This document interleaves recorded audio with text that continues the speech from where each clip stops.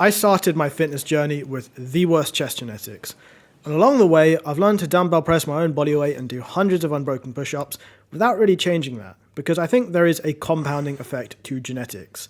The larger your chest is naturally, the more it's going to play a dominant role in general compound movements. And the smaller your chest is naturally, the more the supporting muscle groups are going to pick up the slack.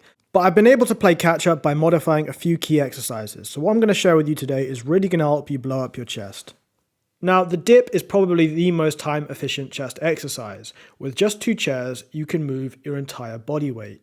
That's more weight than most people would casually move in the gym in their first 6 months. It's basically like a vertical deficit push-up, providing your chest with a very deep stretch at the bottom of the rep.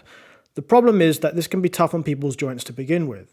So if you do an assisted dip with your feet on the floor, to get you used to that deep range of motion, you'll gradually be able to do regular dips with that extended range of motion, which is going to provide you with that very pronounced chest stimulus.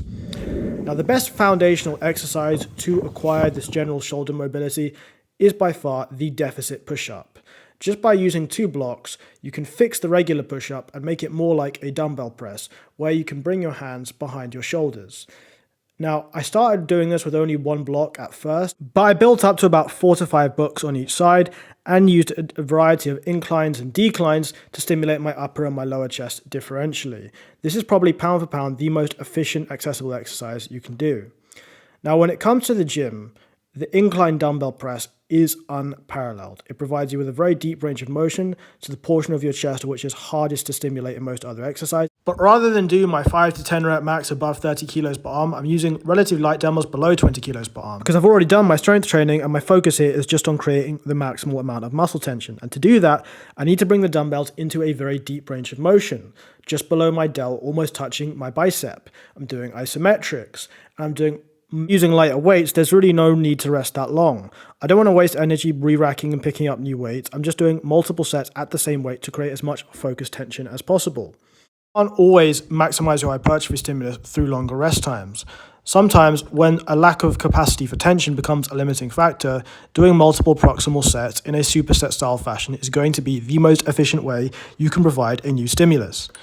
Now, having got all these foundations of chest isolation out the way, general pressing movements like push-ups, for example, suddenly become relevant again because your muscle is far more activated.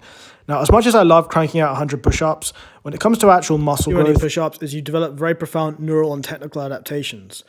So the trick here is to do push-ups that require you psychologically and physiologically to produce the maximal amount of power, explosive push-ups, one-arm push-ups, etc., and really go to failure on that set, whether you have to use isometrics or partials or very small rest times to get there.